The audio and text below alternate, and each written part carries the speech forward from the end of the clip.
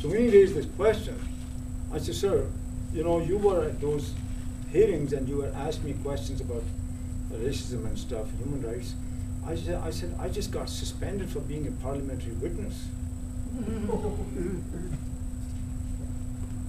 He said, do you think it's in retaliation? I said, I would think so. He said, can you write to me? I said, yes, sure, I can write to you, except today is Sunday, but my suspension starts on Tuesday. So whatever you do, it won't do me much good. So he took it up. He's a very serious man. And he wrote to the deputy minister, a bit of a war breaks out of responsibilities. The deputy minister says, I'm independent. Senator, you're a politician. You can't tell me what to do. See, most other people won't appreciate it. Many of you public servants, you know how these powers work. He says, bureaucracy comes under the clerk.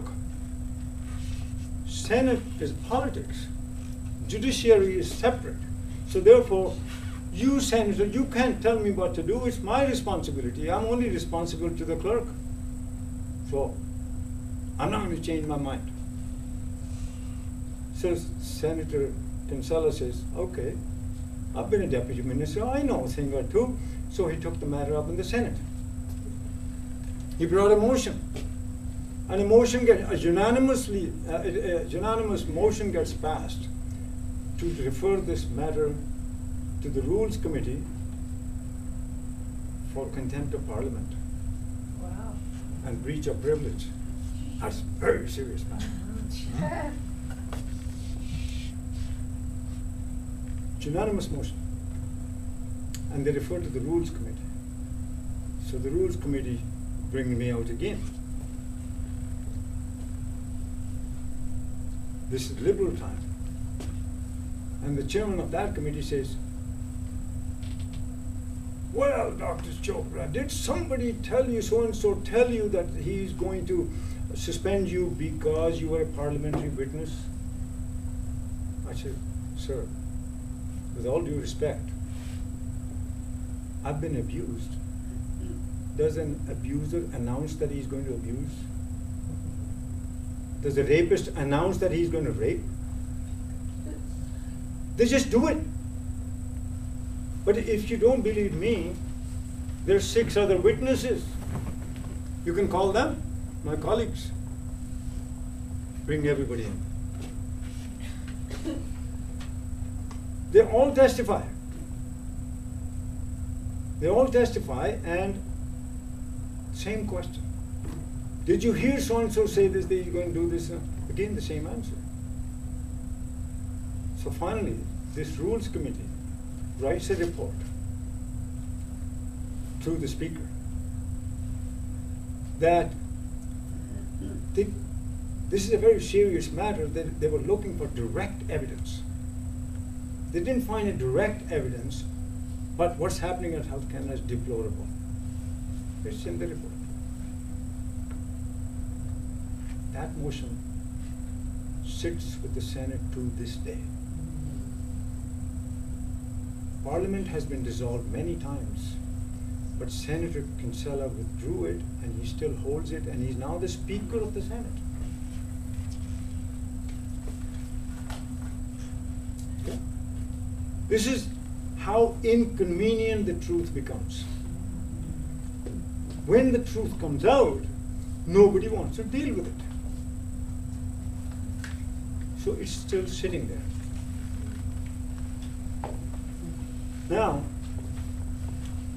we also, at the same time, a gag order is placed on me and Margaret Hay. You cannot attend a meeting anywhere without the department's permission or the court's permission, and you cannot say anything anywhere. And I said, like hell. That means I can't talk to my wife. Or in a restaurant, or a friend. I cannot go to the YMCA. I cannot attend any. This is what was happening. They were sending me registered letters. You can't go on a Sunday. So I said, okay. A lot of people say this Charter of Rights is no good. It is the most fundamental thing, a gift to Canadians, because it is something useful. Not for frivolous things. When serious things happen, the Constitution rides above all laws. Parliament cannot pass any law by overriding the Constitution. That's called the Canadian Charter of Rights and Freedoms. Under that charter, this freedom of speech issue I took to federal court. The federal court ruled, yes, under these circumstances, it was our obligation to blow the whistle. Because this rule was set up once by the Supreme Court in the case of one man called Neil Fraser back in maybe 1978 or around there, when the metric system was introduced by Prime Minister Trudeau. And this man, Neil Fraser, got so aggressive, he called Trudeau Hitler. And as a result of which, he was fired. And the matter went all levels of the court system. Ultimately, the man was fired. But the Supreme Court put this in the ruling that there can be circumstances in which it is the obligation of the public servant to blow the whistle in matters such as public safety, health, and so forth.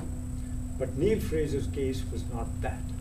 It was only talking about metric system, and he worked in a department, unrelated department, and he called the Prime Minister Hitler, so therefore he will remain fired. What I had said on the radio, and that was in court, that Prime Minister Chrétien is largely dysfunctional in matters relating to health.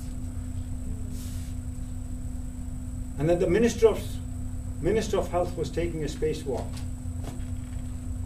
And that the Deputy Minister of Health was acting like the head nurse of a cancer ward, which was feeding the drug companies rather than take care of the health of Canadians. These were my statements on CBC Radio. They went to court. The court ruled, yes, I had the obligation to do that. So the gag order was removed. The other matter went to a different court, and where they said I called so-and-so a liar. In both cases, the judges were women. In the second one, when they said I called so-and-so a liar, I said, Madam, English is not my mother tongue, but I use it quite well. I know my grammar. Lie is a noun and a verb. You cannot take either and turn into an adjective. Because Aristotle, the father of science, is quoted to have said that women are less intelligent because there are fewer teeth.